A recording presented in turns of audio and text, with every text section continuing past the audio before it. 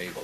I'd like to welcome everyone to this afternoon's session with our two distinguished guests, Gene Roberts and Hank Klibanoff, two very well-known journalists who will be speaking on their new book.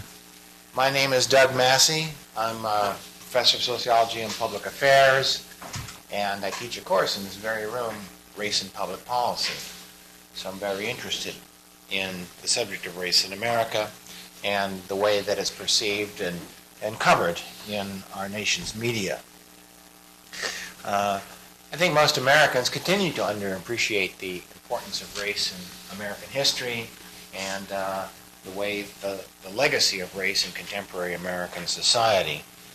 The book that they've recently written, which I have started but admittedly have not yet finished, The Race Beat, the Press, the Civil Rights Struggle, and the Awakening of the Nation, deals with the interplay between the press and the public over the issue of race. Race does get considerable coverage in today's press, and during the Civil Rights era, it received an astounding degree of coverage. What is perhaps more perplexing is why, before that, it received very little coverage in the American media. And even today, I'm always surprised at the degree to which racial topics are not covered in the American media. It actually took quite a while for Strom Thurmond's spontaneous, enthusiastic outburst, or not Strom Thurmond, but Trent Lott's spontaneous and enthusiastic outburst at Strom Thurmond's birthday to percolate through the press and to actually make any waves. And I was very upset at the beginning of the Bush administration that very little attention was paid to the fact that the chief enforcer of civil rights in the United States, John Ashcroft, gave an interview in which he said that we all have to do more to honor the legacy and the memory of Jefferson Davis, that he was a great man. And it seems to me that if you're in charge of the civil rights enforcement of the United States, paying tribute to the leader of a revolt to preserve slavery that cost 700,000 American lives is something that you might want to question that person about. But he seemed to get off scot-free. So I'm looking forward to what they have to say. Gene Roberts is currently professor at the University of Journalism at the University of Maryland. Distinguished career as an active reporter or newsman, working for the New York Times, then the Philadelphia Inquirer, where he was executive editor and in a brilliant run managed to garner for his paper some 17 or so Pulitzer Prizes. I was a resident of Philadelphia for 17 years and enjoyed reading many of those stories. Hank Klibanoff is a native of the state of Alabama and managing editor for the Atlanta Journal-Constitution.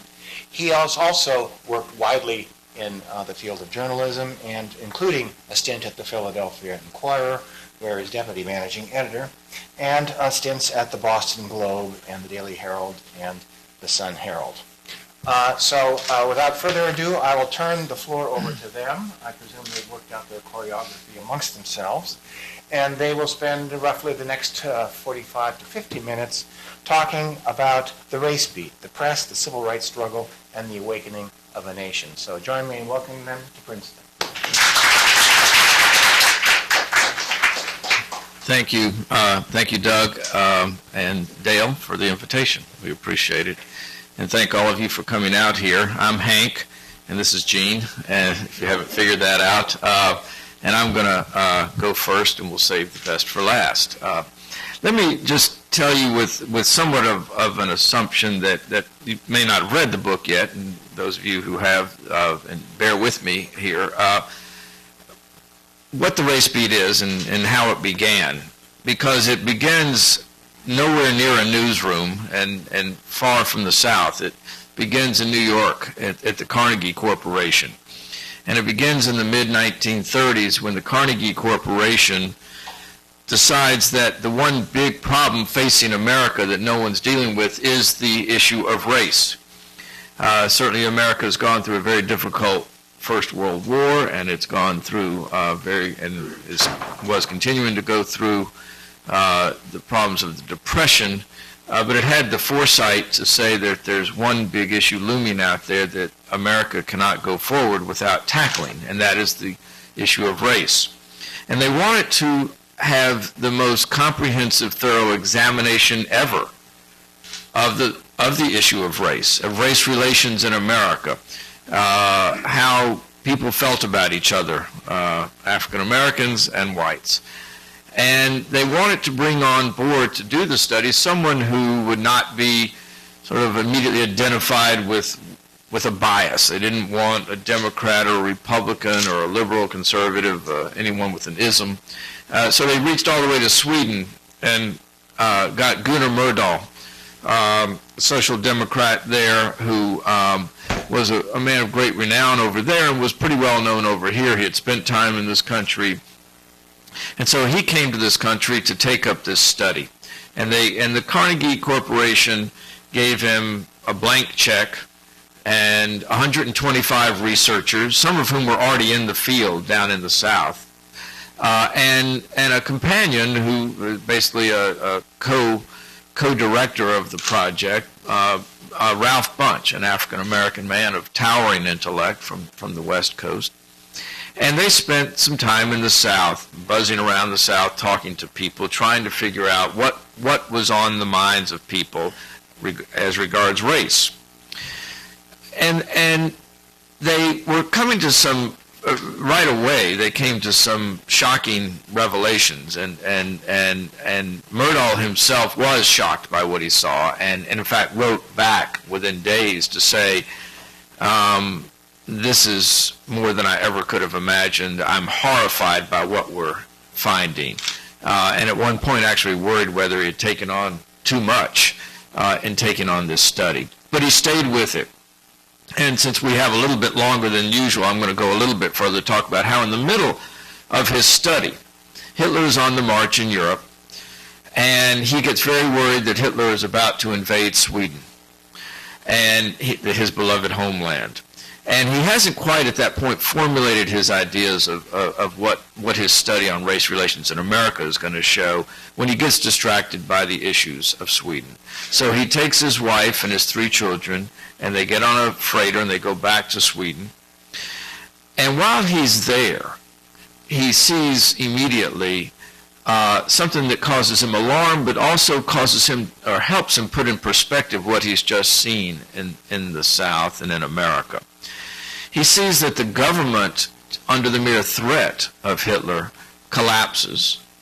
And among the first institutions, Swedish institutions, it seeks to quiet is the Swedish press. And the Swedish press itself collapses under the face of mere threat of Hitler. And he says, I just don't think this would have happened in America. But that's a percolating thought as the days go by. He and his wife stopped to write over there a book about their American experience, which helps then frame what ultimately becomes the book that he worked on for 6 years in this country called An American Dilemma. He returns here to finish the research, to finish the book, and in it he crystallizes all of those thoughts and very early on reaches a couple of conclusions. One is that America has a unique set of circumstances. America has what he calls an American creed, which in short means Americans stand for justice. Americans believe in fair play.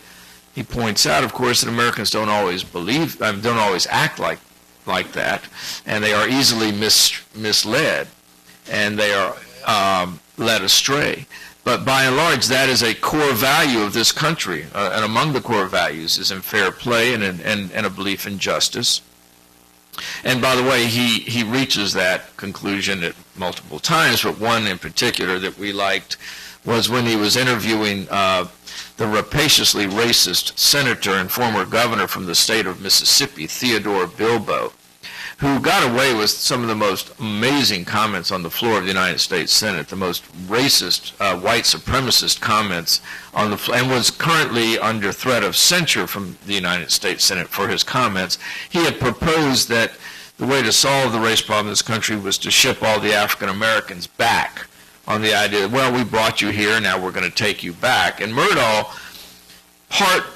partly to get to the truth, partly because he was a bit mischievous, said to Senator Bilbo, but Senator, why would you do that? Why would you go to the trouble of building all the boats and, staffing them and hiring crew and taking, why don't you just mandate sterilization for black women, African American women, whatever word he used at the time? And Bilbo's taken aback. He said, well, we couldn't possibly do that. And Merrill says, well, why not? And Bilbo says, because the American people wouldn't stand for it. And through that, he came to understand that that the American people have drawn the line. They've drawn the limits on what's allowed and what's not allowed. And he found that to be a hopeful thought. So anyway, as he digs into the mind of the South, as he digs into what people are thinking in the South, he comes to the conclusion that the shocking thing is that no one really understands the extent of racism in the South. No one really across this country understood the depths of Jim Crow's grip on the South. And he wonders why, and he concludes they don't know it because no one is writing about it. None of, and you wouldn't have ever heard the term news media at the time, newspapers. Newspapers aren't writing about it, with one exception, the black press. He finds a very vigorous, aggressive, assertive black press. It's relatively ubiquitous in the South, even though, and there are Southern newspapers, black newspapers, most of them weeklies, but they're also very heavy influence in the South, coming down from the Pittsburgh Courier, the Chicago Defender, the Baltimore Afro-American. The newspapers are freely available in Montgomery and Birmingham and Jackson and Valdosta. So he looks at the black press and says, well, that's what he calls, and I think he he borrowed this from somebody else. He said that's a fighting press, but they don't have influence.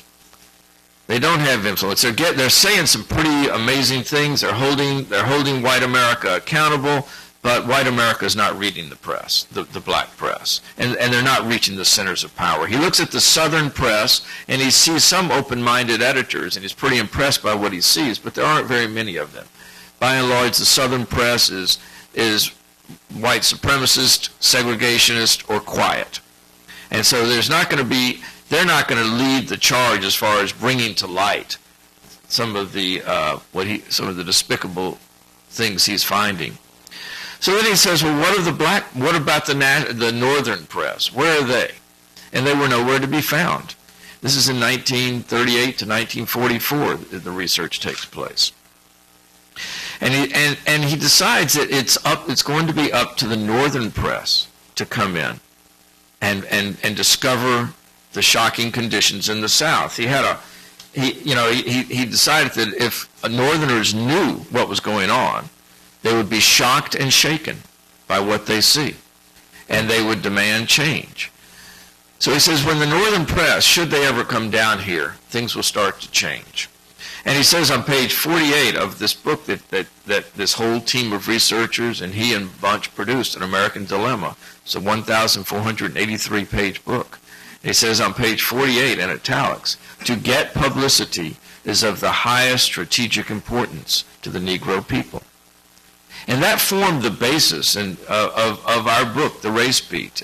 Gene had read Merrill. He brought that to the book. He had opened the first chapter with it. Even though I'm the one talking about it, he's the one who brought it to the book. And it helped frame the whole narrative that issued forth from the first chapter. That book came out in 1944. Let me just encapsulate the next several years for you, and then Gene can talk about other things, particularly his own personal experiences in covering this and what he saw. 1944, American Dilemma comes out. 3 years later, the New York Times sets up its first bureau in the South. And there's no one else in the South at the time. No other national, what passed for national publications there wasn't anything else to speak of. There were magazines. And the New York Times set up its bureau in Chattanooga, Tennessee, because that's where the Ox family that owned the New York Times was based. They owned the Chattanooga papers. And they put down there a lovely man. Their first Southern correspondent was named John Popham, P-O-P-H-A-M, a delightful man. Came from Tidewater, Virginia, had a beautiful Tidewater accent, and he knew everybody in the South. He was related to everybody in the South. There wasn't a crossroads in the South he could go to that he wouldn't find someone he was related to. And he was sent there by the Times leadership, it's worth pointing out at the time, the top editor, with the title managing editor, was a guy named Edwin James from Virginia. The assistant managing editor at the time, the second in command, was a man from Philadelphia, Mississippi, named Turner Catledge. So there was Southern leadership at the New York Times. It was a relevant story. The South was a relevant story to them. So he sent him in 1947, sent Popham. He spends his time nobly, one might say, seeking out what he called the voices of sanity in the South. He wouldn't fly anywhere. He would only drive. He would rack up 30, 40, 50,000 miles a year driving a green Buick, I think it was, across the South, meeting people and mostly, spend a lot of time with, again, voices of sanity, people who were hopeful that the South was going to resolve its issues. And he does this for 7 years with great support from the Times. They seem to be pretty happy with what he's getting, but he's not really digging into the race story. And then you get to 1954 and the Brown versus Board decision by the Supreme Court that strikes down school segregation. And suddenly the issue is engaged. And suddenly the demands on Popham have to change. Turner Catledge himself goes south, and he meets with some of his old buddies down in Philadelphia, Mississippi, which of course several years later, 1964, would become the most prominent dateline in America because of the killing of the 3 civil rights workers there in Neshoba County, Philadelphia, Mississippi. And Turner Catledge came back and was shocked by what he had heard in Philadelphia, this enormous antagonism that the Supreme Court decision had generated, and the creation of these white citizens' councils across Mississippi. It's worth just taking a moment to tell you the White Citizens Council were the town leaders from town to town. They were your bank president. They were your feed and seeds store owner. They were your school superintendent. They were the people who held all the credit in town. They were the people that a progressive liberal editor in Greenville, Mississippi, Harding Carter Jr., referred to as the Uptown Klan. They didn't wear sheets, they wore pinstripes, but they held all the credit in town, and they bore enormous influence as a result. And Catledge sees this growth of the Citizen Council, and he comes back to New York, and he sends Popham a letter, and says, I'm pretty impressed by this group. And I don't think he meant favorably impressed either. He said there's something going on there, and he really wanted to know more.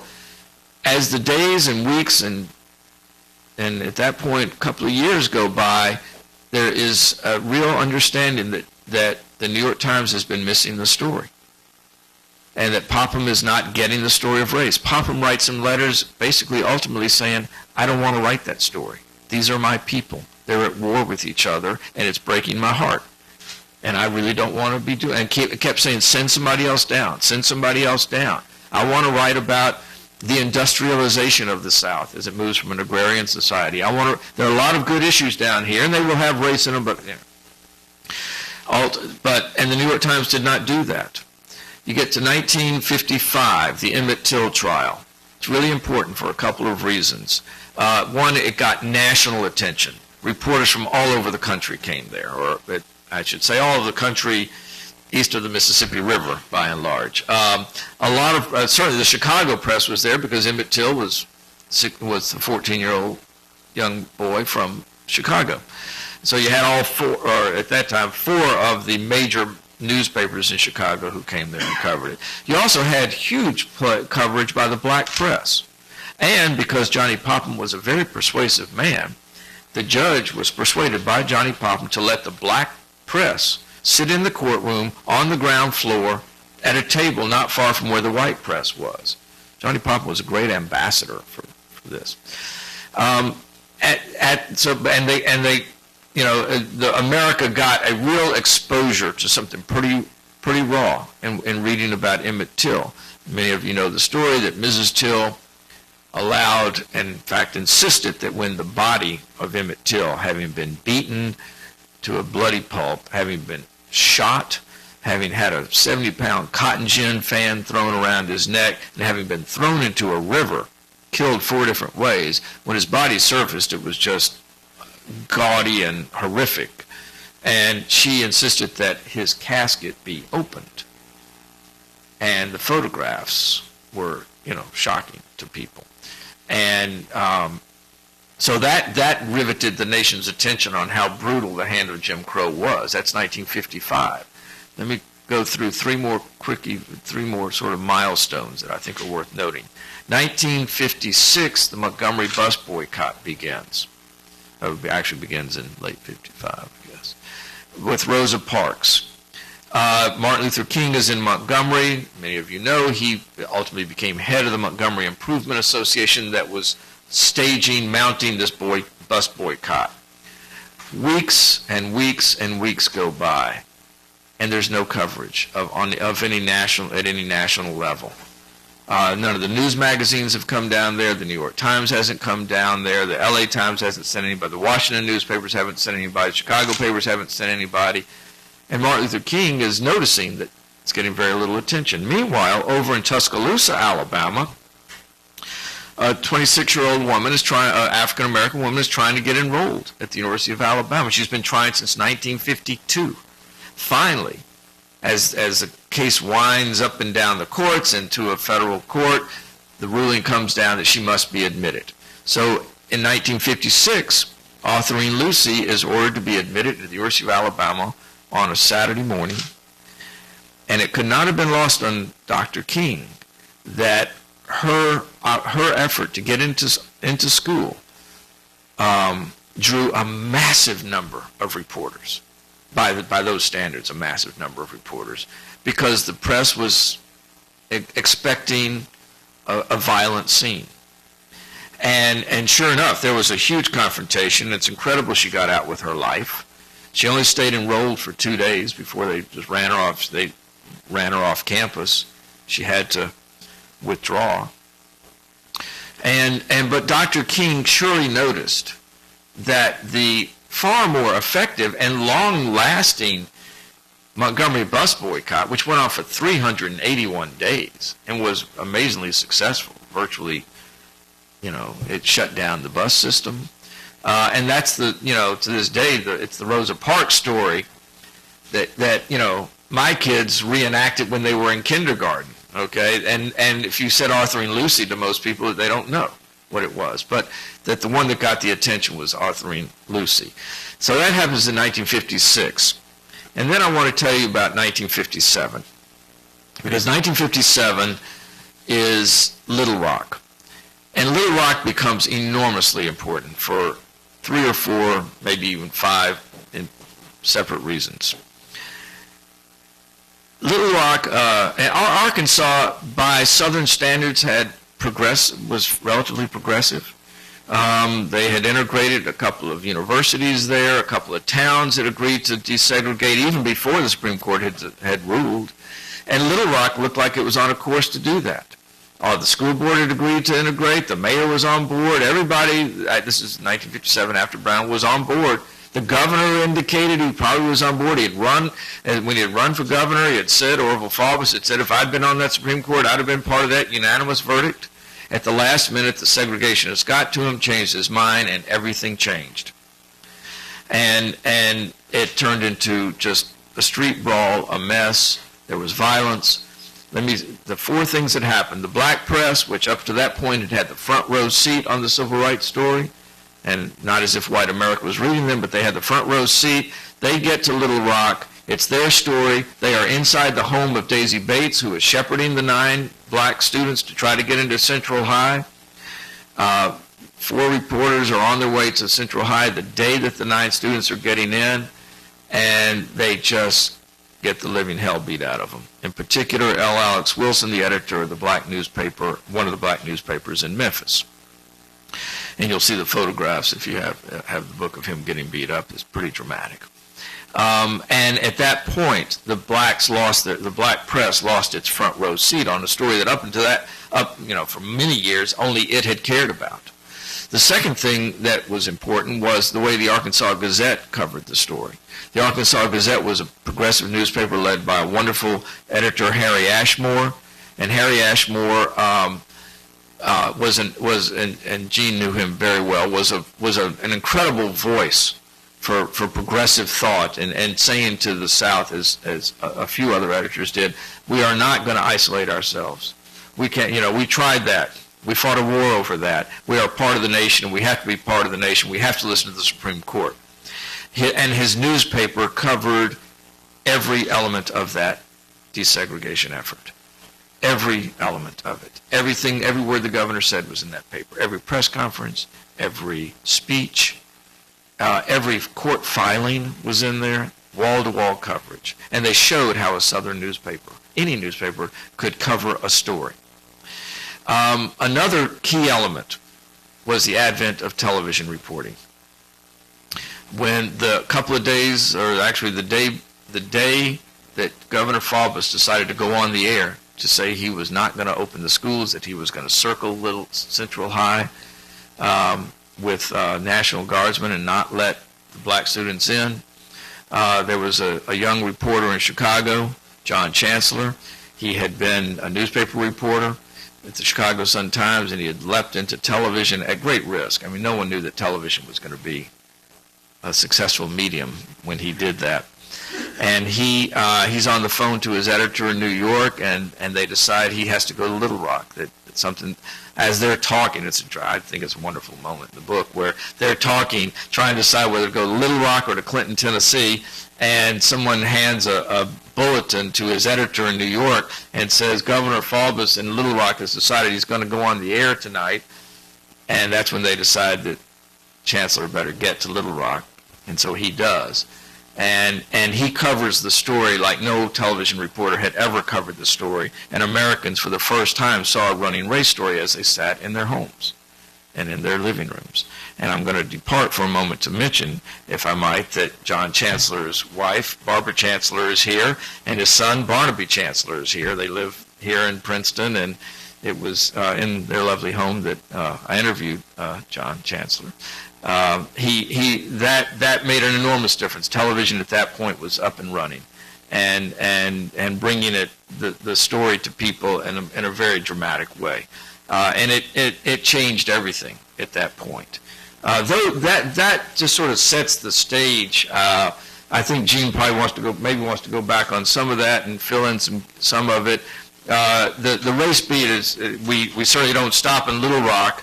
We march through history and with the great cataclysms at Ole Miss and Birmingham and Selma, the failure to have a cataclysm in Albany, Georgia, and we'll get to some of that a little bit later. But let me pause and turn it over to Gene. Or did I just tell the whole story? I have vivid memories of the civil rights era. My first real brush with it as a reporter was in Norfolk, Virginia in 1958, when, as part of the massive resistance to school desegregation effort, the state of Virginia seized control of 6 high schools and junior high schools in Norfolk, rather than admit 14 black children to the schools. More than 6,000 white students were put out of school by the closing. And parents in Norfolk rushed around, starting what was called speakeasy schools in church basements, to try to figure out a way to keep their children abreast of their subjects so they could get admitted to college. The schools were closed for 4 months. And when they finally reopened under heavy court pressure, I was assigned to be president at one school which had almost 2,000 white students, and only one lone black 15-year-old girl had been assigned to the school. And we forget all these years later what incredible courage it took to be the first black children to go to all white schools. To keep violence, to minimize any chance of violence, the parents of the child and the school had agreed that they would ring the school bell and bring in all the white students on opening day.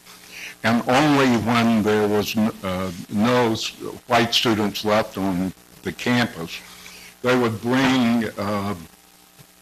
the black student up in a car, and she would go on to her own to the school. There was about a 1-block walkway from the car to the school, and she got halfway, covered half a block, and then just suddenly froze and began trembling all over. It seemed to me at the time like the trembling went on forever. It was probably a minute or two. And then she stuck out her chin, pulled her arms against her side, and literally propelled herself the other half block into the school. I had, when I happened to graduate from college, the very month that the Brown versus Board of Education decision came down in 1954. And knowing I was going in journalism, I expected desegregation to be the story of my career. But for the first few years, it didn't seem this way. With all of the national press attention, by 1960, even a progressive state like North Carolina had managed to desegregate only 3 school districts with just a handful of black kids. And in Greensboro, at North Carolina College, 4 black students who had been in the freshman students who had been in the 6th grade when the Brown decision came down, and thought that it might change their lives. I couldn't see any impact on their lives at all by the time they were freshmen. So they started the sit-ins in Greensboro, North Carolina. And the sit-ins quickly spread over to Raleigh and Durham. And Martin Luther King, thinking this was the opening he needed for a passive resistance movement, decided to fly into Durham. And I was then, had moved from the Norfolk paper to the Raleigh paper, the News and Observer, and was covering state government, and volunteered. There wasn't really a race beat on the paper. I volunteered to go over and cover Martin Luther King in Durham, thinking that I was going to basically be going to a student rally in which Martin Luther King was going to be giving the student demonstrators moral support. The rally was supposed to take place in the White Rock Baptist Church in Durham. But when I arrived for this student rally, I quickly discovered that while there were plenty of students around, they were all outside. They, like me, had only arrived 15 or 20 minutes before the rally was supposed to start. And middle-aged and elderly blacks had come to the church more than an hour early to make sure they could get seats, and none of the students could get in. And I tried to squeeze in as a reporter and couldn't even make my way through the door. Up to this point, I had wondered if we were going to see any real change at all. I bumped into a church deacon, and it was it was an unseasonably warm night in February, and he said he had a way I could cover the proceedings in the church, and he boosted me on his shoulders, and I sat in an open window in the church in which I could overlook the entire congregation. And it became clear as the night went on that most of the audience were black maids and cooks who had been excluded from other jobs from the workforce. And they made so little money that even small change was precious to them. And it was customary among them to tie up their loose change in handkerchiefs and put it in their pocket so a dime or a nickel couldn't fall out. And Martin Luther King, is usually eloquent manner, made an appeal for an end to all segregation. And then his aides stood up and asked for contributions to the civil rights movement. And from where I sat in the window, I could see scores of purses come off the floor into women's laps. Black hands go in the pocketbook and start unknotting the handkerchief. And I came away from the church that night convinced for the first time we were going to see massive change in the South, because the feeling for it ran so deep in the black community. And one of the things that I would later learn, but I didn't know at the time, was just how thoroughly the black press had paved the way for the civil rights movement by starting a dialogue within the black community and crusading for equal rights for blacks. So when the sit-in movement started, the seeds fell on well-prepared ground.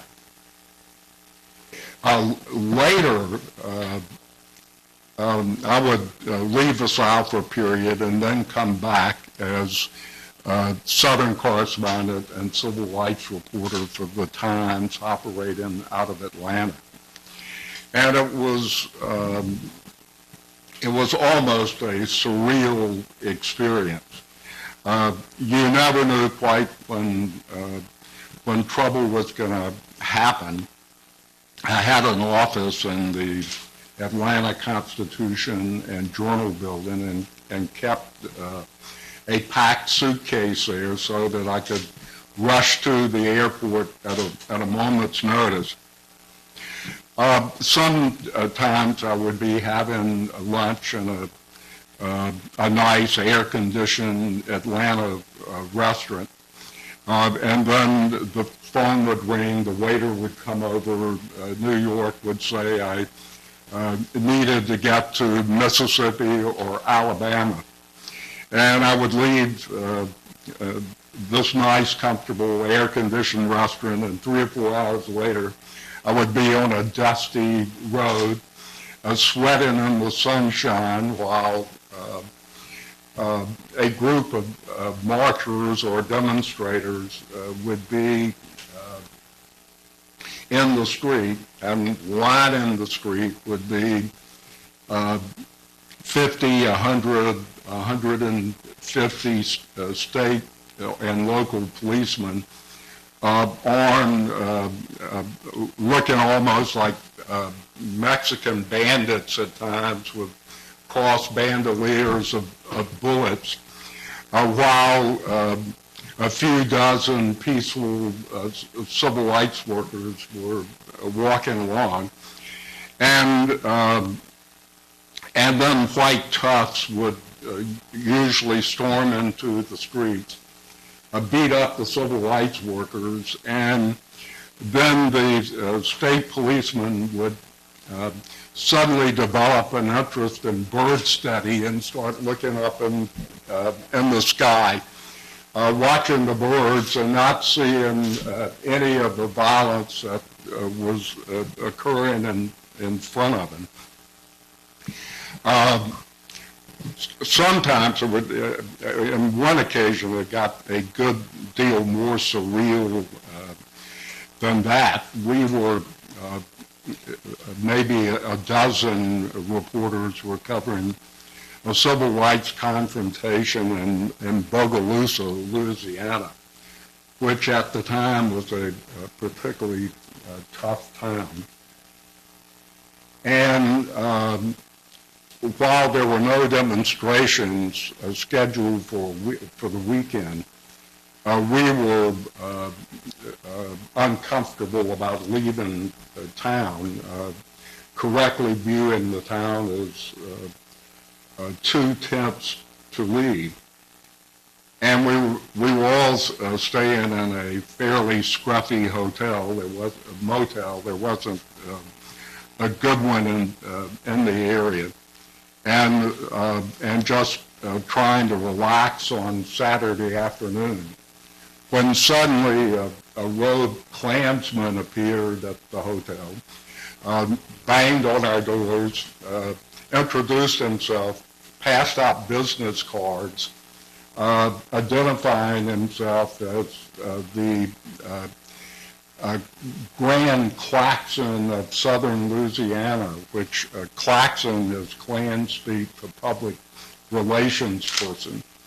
And he was cordially inviting us to a cow pasture across the river in Crossroads, Mississippi. And several of us didn't think accepting this invitation was the swiftest decision we would ever make in our life, but we sort of felt an obligation to go over. And he was saying that it was time that white folks got some publicity, and the Klan particularly wanted the press there. We arrived in this cow pasture, and there were literally hundreds upon hundreds of screaming men, women, and children. And the Klan was sort of the only semblance of order in this otherwise kind of sea of pandemonium. There was a cross burning above the speaker's platform, and the speaker, who was in robes, announced that the press had been invited out that night, and he was inviting us to sit down in front of the speaker's platform so we could hear the white side of the story and write it all down and get it right. Well, he started off telling racial jokes, I had heard them before and stopped writing. And suddenly a woman started kicking me in the back, saying, "Look at this son of a bitch, he's not writing it all down." At this point, we figure maybe it's time to leave this peaceable gathering and start trying to thread our way out of the back of the pasture. And Jack Nelson of the Los Angeles Times, who is probably the most determined single human being I've ever met when he thinks he's right, and has a way of asking questions in which he uses his finger as if it were the barrel of a pistol. And Jack spotted a group of people coming to head us off.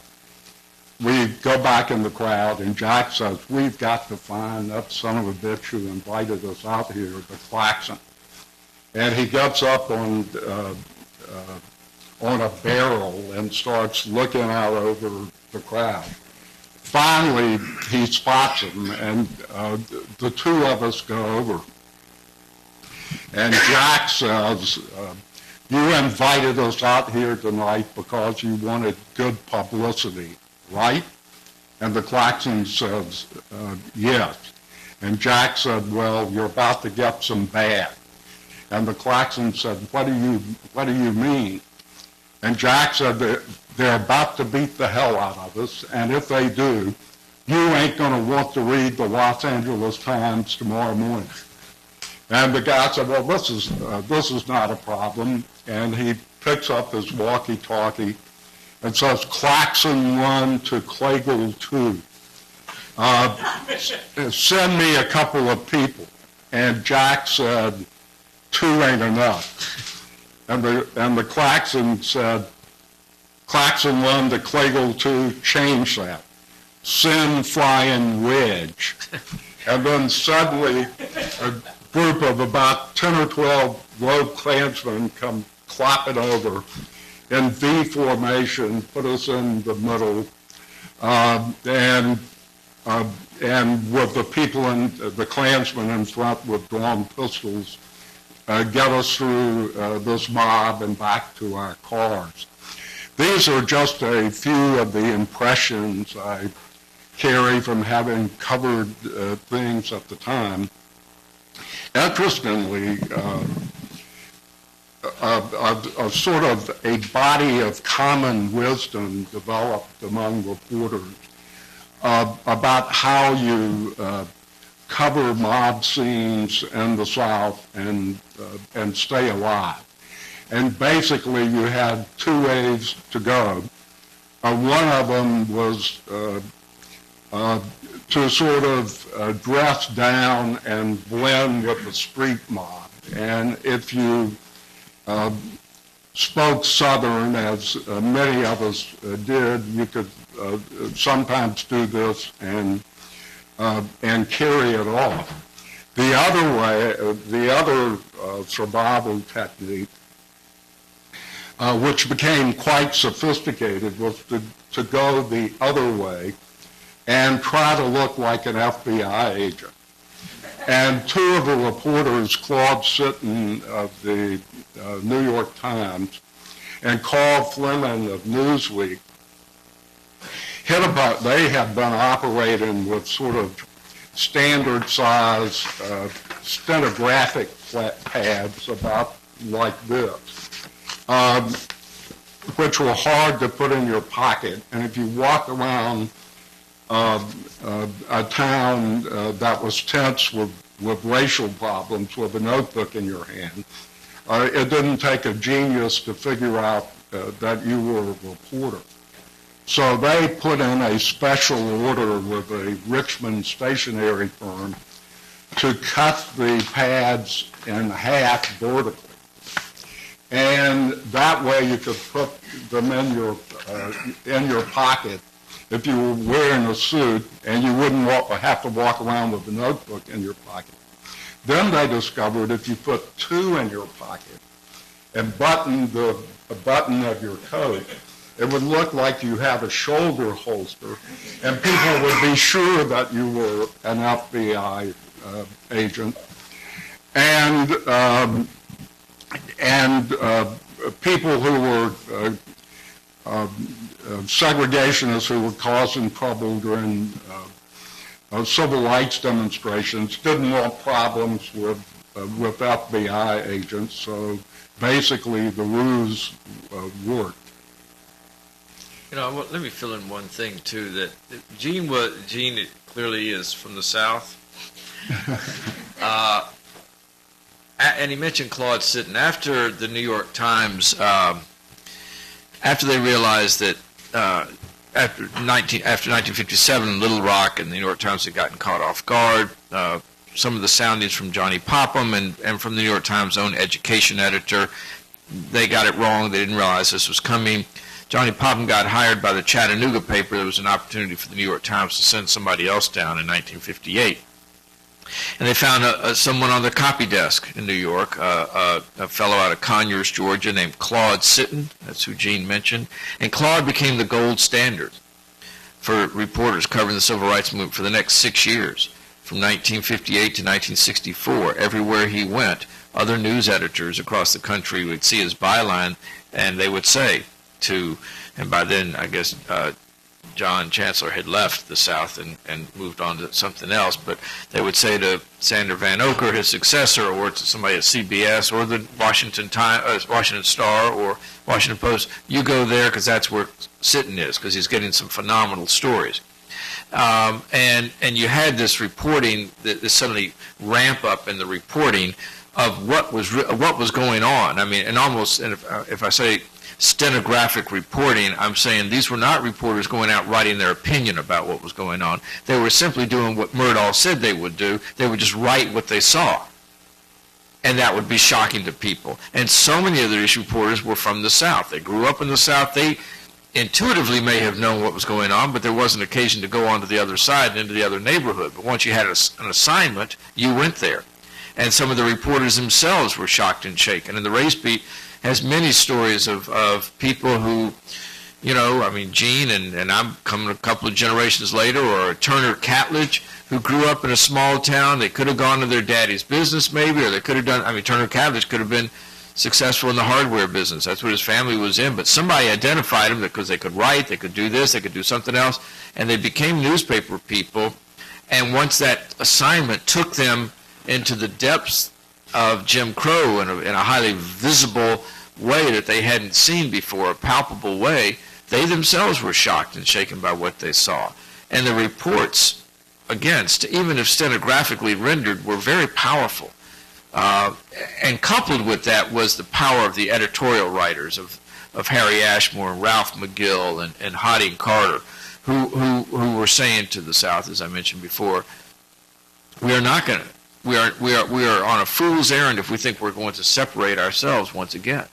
And we've got to be part of the nation. It also sent the message to Washington, whether the Eisenhower administration or later the Kennedy administration, that should you come south and should you decide to bring in your civil rights forces in the South, there are some friendly forces down there.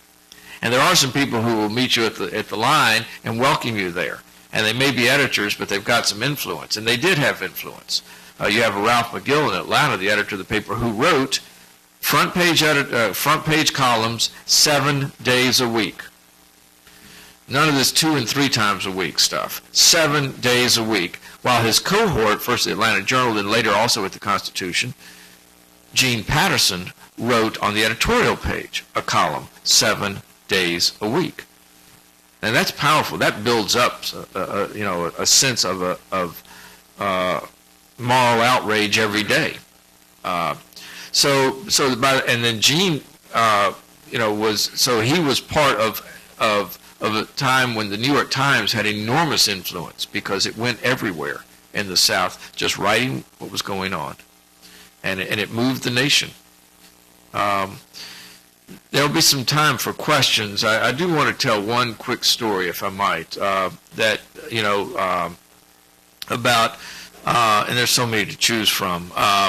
One has to do with the 1963. You've all seen the photographs of the dogs and the hoses being unleashed on the civil rights, on the kids coming out of the 16th Street Baptist Church and the adults. And there was a huge swarm of reporters and photographers there. Those photographs went across the nation. This is a connect-the-dots moment of how the coverage actually influenced the way Washington felt, and Washington was important. The Americans for Democratic Action, you've heard of them, a liberal democratic group, was meeting in Washington in May of 1963 when that is going on. The Dogs and Hoses took place on a Friday in Birmingham. The ADA is meeting in Washington, Americans for Democratic Action. They have scheduled a meeting with President Kennedy. They are unhappy with Kennedy. They find him to be too conservative on a number of issues, unemployment, welfare, education, so on and so forth. And they've got this long agenda of things they're going to talk to him about. As they're waiting outside the cabinet room on the Saturday morning after the events at Kelly Ingram Park, they're looking at the New York Times, and they're looking at the Washington Post, both of which have played up the story hugely out of Birmingham. One of the papers has run 3 photographs, highly unusual. The other has run 2 photographs. They both run the photographs large. And right then and there, standing outside of his office, the ADA decided to, as they say in football, call an audible. They changed the plan. They decided to drop their agenda. They walked into the cabinet room. They put the newspapers down in front of President Kennedy. And they said, Mr. President, we're withdrawing our agenda. What are you going to do about this? And it was the first time he was forced to speak about his feelings on this. And within 3 weeks or a month, he is on the air, national television, delivering his first civil rights speech. Now, it's worth knowing, and those of you who study history know this, up until that point, the Republicans pretty much dominated the civil rights debate from a reform point of view. It was the Republicans who were driving the civil rights bill up against, the Democratic senators from Mississippi and Alabama and Georgia who pretty much controlled the power in the Senate. So Kennedy was seeking to wrest control of the issue, and he did. And as many of you know, he didn't live to see it all the way through the 1964 Voting Rights Act. But there's a real connect-the-dots, moment there where action resulted from the news coverage. It happened again in Selma, and it happened throughout. So, do you want us to take spend some time on some questions, or did you want to add to anything to that? Or okay. I wonder if we could just expand, and it goes to this question of what America knew. What I'd like to suggest is that the question is far broader. Certainly within the European press, and certainly in the left European press, a great deal of discussion from the late 40s on concerning the issue of race in the United States. And with the coming of McCarthy, there was the attack on the Carnegie Foundation. So you have a whole series of things that are coming together, which places what we now call a chilling effect on the press. Those people who were covering the events were classified by the early UAC committees and McCarthy as either fellow travelers or actual communists. The attacks on Rosa Parks and the Highlander School, where she had gone to receive training as a community organizer, was also attacked as a communist front. So there's a series of questions that, without a doubt, the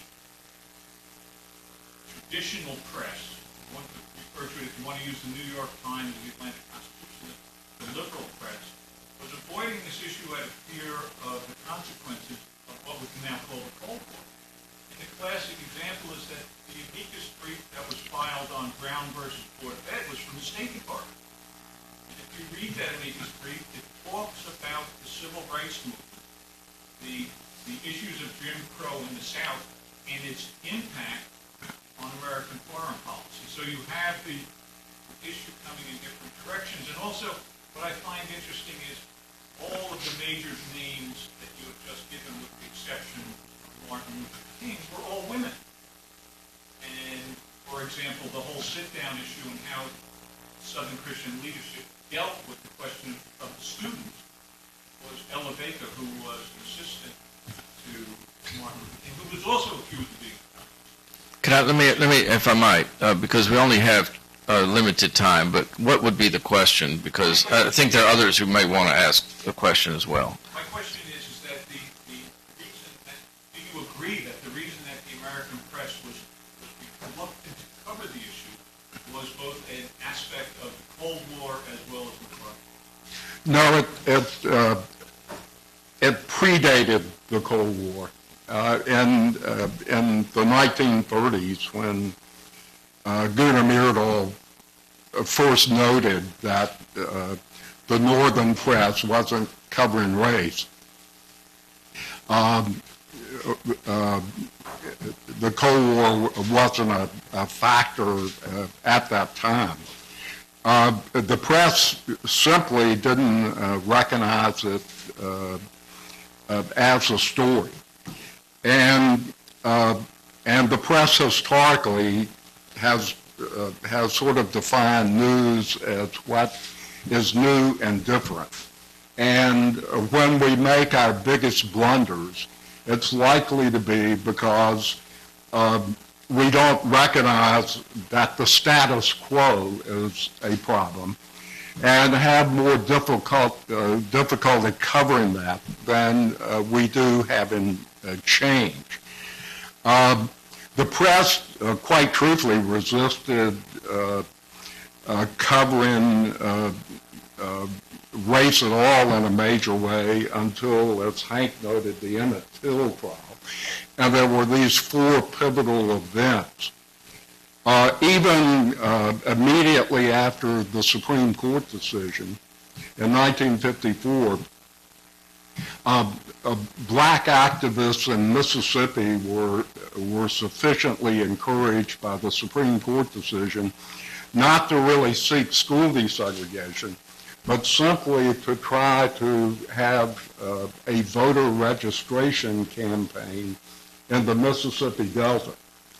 And 2 black leaders of that campaign were assassinated. One of them in broad daylight on a courthouse lawn. The third one was shot in his own grocery store. And only the black press covered them. The white press in Mississippi, one of the assassinations was a drive-by shooting. And the local sheriff explained it as the black civil rights activist had lost control of his car and plowed into a tree. And then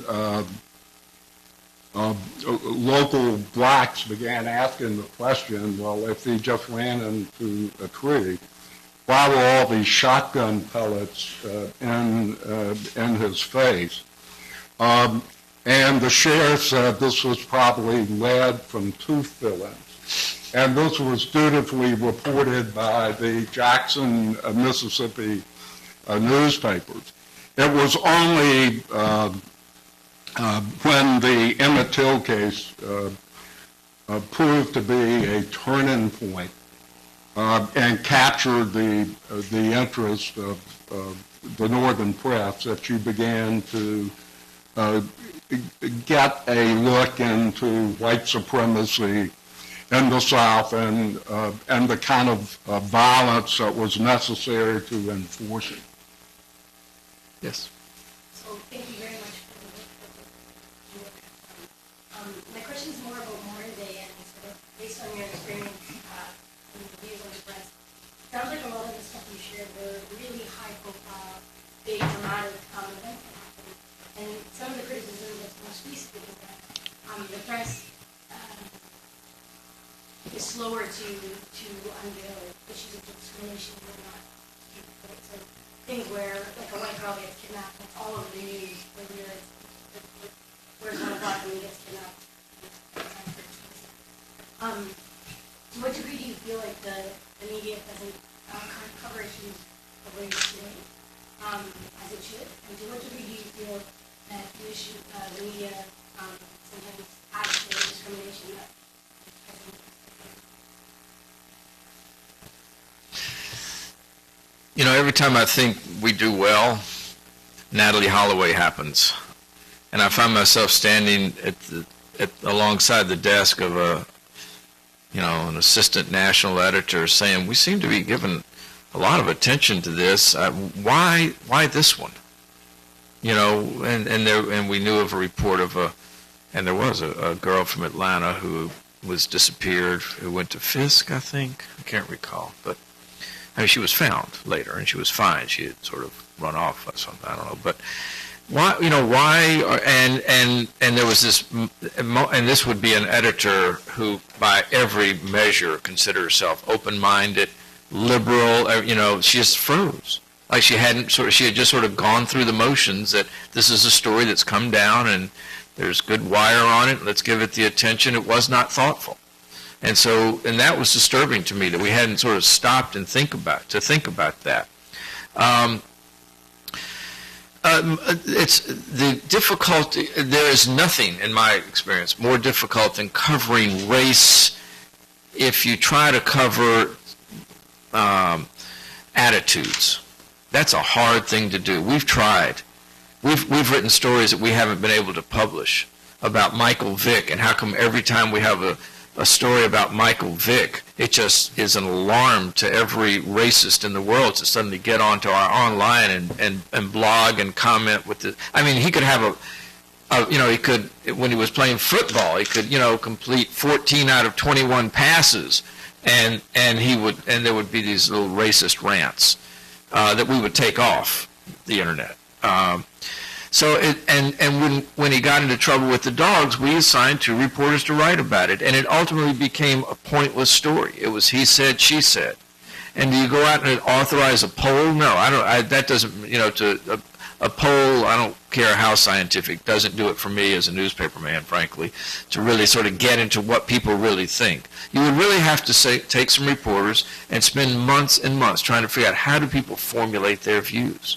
And actually, it's something that someone did when Gene and I were both at the Enquirer around a particular political race where this person lived with a family for close to a year. And among the things she probed was how their racial views were formed. It's a hard thing to write about. But I don't want to suggest that the media just runs from it, because a big issue in a lot of newspapers is about economic discrimination in this country. And newspapers are doing a great job in many cases about writing about economic discrimination without saying that it's all racially motivated, because it affects white people too. We have a law in Georgia. We have a title pawn law that allows title pawn companies to charge you 300% annual percentage rate. Here's what you do. You want $200 to buy your kid something for Christmas. You come to me, the title pawn guy, and I say, well, what do you got? And you say, well, I've got a car, and it's worth $1,200, and so you give me your title to your car, and I'm going to hold it, and I'm going to give you $200, and you're going to start paying me back at 300% APR. But you say, I'm only going to take the loan for a couple of months. I got a job. I'm going to be able to pay it, but some crisis happens and you can't pay it. Suddenly you owe me $400, and I say, you're not going to pay the loan. And you say, I'm right. And I say, well, okay, under Georgia law, I'm going to have to go sell your car. I get to sell your car, and to get my $400 back. And you say, well, I know. I guess, that's the deal. I take the car, sell it for $1,200, and what do I do with the $1,200? I take the $400 you owe me and I put it in my right pocket. I'm holding $800 left. What does Georgia law allow me to do? Put the other $800 in my other pocket. And so we do those kinds of stories. And it affects African Americans, Latinos, Asians, of a certain economic class far more than others, but it certainly affects white people as well. We don't call that a racial story. It's economic discrimination, but it absolutely has a disproportionate effect racially. And newspapers, I've sat on jury, newspapers, the Boston Globe stuff they did about collection agencies harassing people, it's across the board racially, but it had a disproportionate effect on African Americans. So that is one way that newspapers are tackling it. And one last thing, the Jenna, since people always ask about the Gina 7 story, there's a story, a current issue of American Journalism Review that I haven't read yet, and I'm looking forward to reading it. It's how the media blew the Gina 6 or Gina 7 coverage, Gina, Louisiana. My biggest, as an editor, my biggest problem with that was I never could figure out what happened. I never could find a story that would just say, here's what happened. I wanted Claude sitting on that story. I wanted to bring him out of retirement and say, just go find out what happened and give me a stenographic report about what happened. And I'm being a little too loose when I say stenographic because it would, it was hard to figure out. So, yes, sir. Is my impression correct that in several years this bidding coverage is taking place, let's say 57, 60, that the national press did not direct attention to this huge disparities in access to fine medical coverage, as well as the huge disparities in access for African Americans to gain access to the educational opportunities that other countries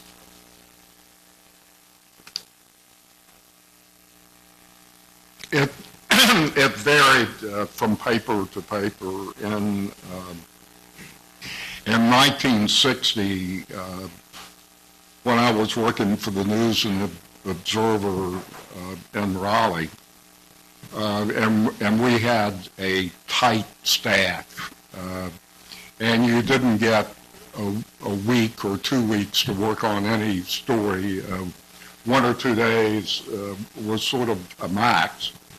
And I wanted to do a story, or a series actually, on how totally blacks were kept out of the mainstream workforce in North Carolina. And I decided to do it on my own time, and it took months of spare time. And it was a difficult story to do because one of the angles I wanted to pursue was to take a typical black high school graduating class and see what happened to all members of the class 5 years later. It's more difficult than it sounds because black principals would have to cooperate with you to get this information, and they work for all-white school boards.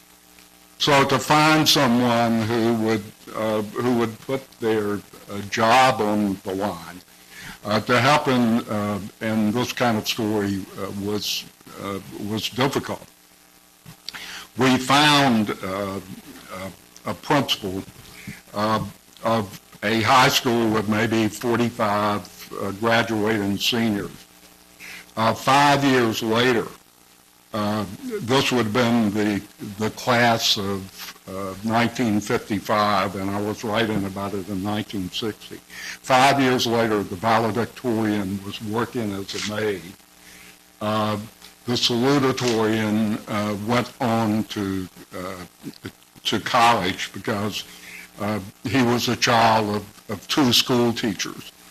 But not, and North Carolina was considered relatively progressive at the time.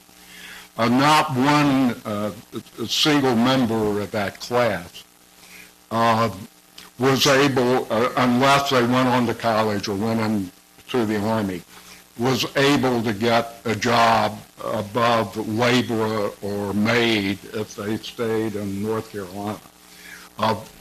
4 of them, as I recall, moved north and got jobs like truck driver, baker, that sort of thing. But there was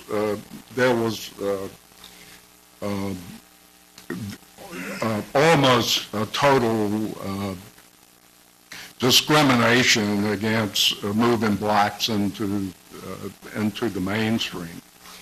I also went to all the black colleges in North Carolina, and could not, in 1960, could not find a single instance in which an American business had sent a recruiter onto a black campus.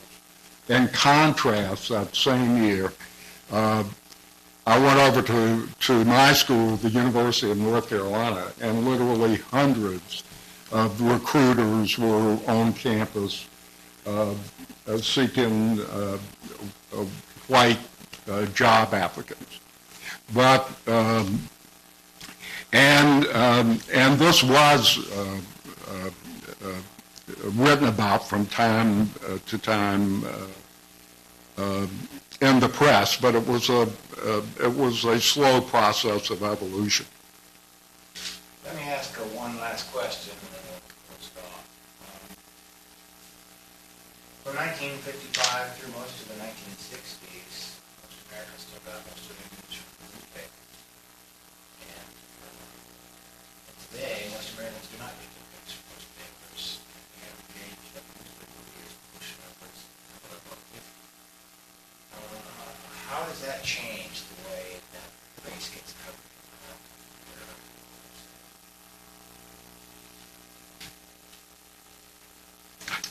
Well, actually, one of the things that made the coverage of Little Rock so interesting and made the pioneering coverage of John Chancellor so important was that 1957 was the year of Little Rock, but it was also the very year that the number of American households with television sets exceeded the number of households taking newspapers. So as early as 1957, you felt a great impact on television. And Hank was telling you how Gunnar Myrdal said if Americans fully understood what white supremacy was all about, they would be shocked and shaken.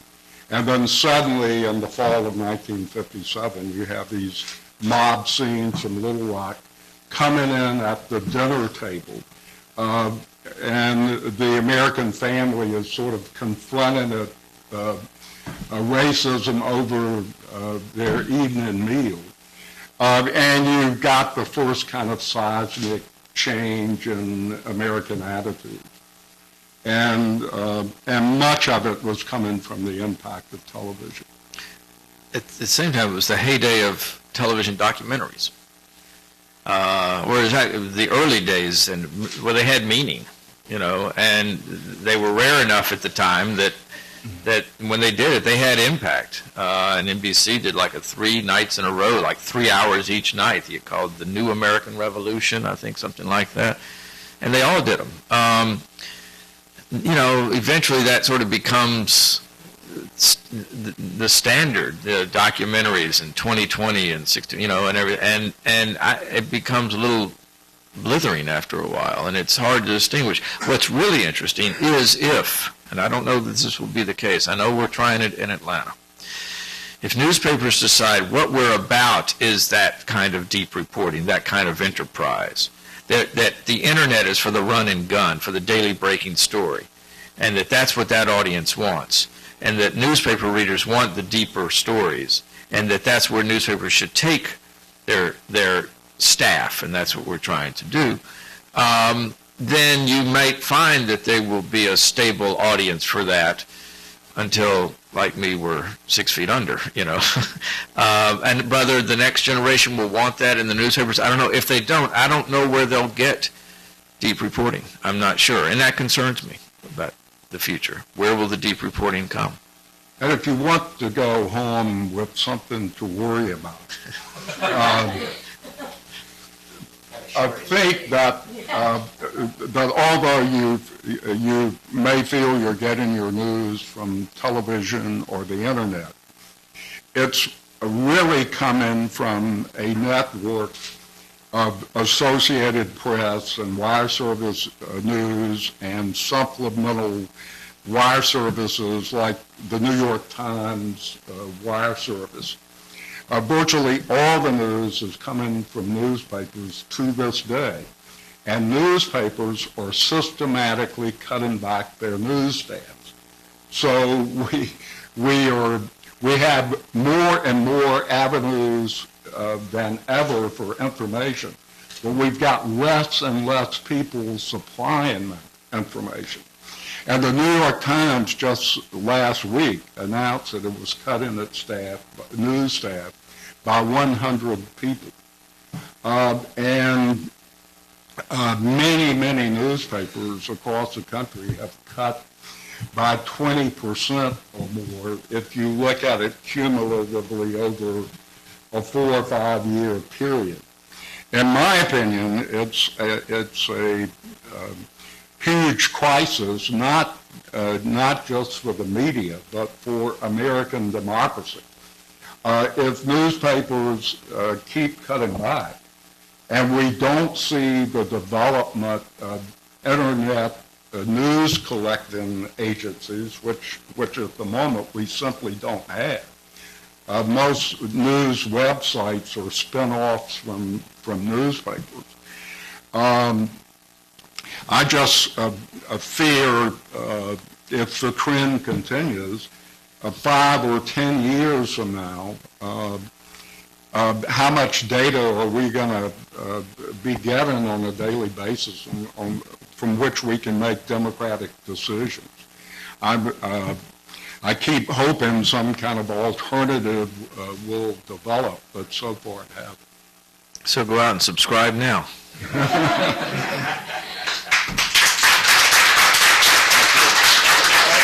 want to thank our guests, Klibanoff and Klibanoff, for coming. Listening to you, for me, stirs up memories, but I think it's very important to have people like you bear witness to what happened in the 50s and 60s for the next generations. It's the case that next year's freshman class on, all those people born after 1980. And for them, this is quite old information, so it's important for you to pass it. Thank you very much. Okay, thank you.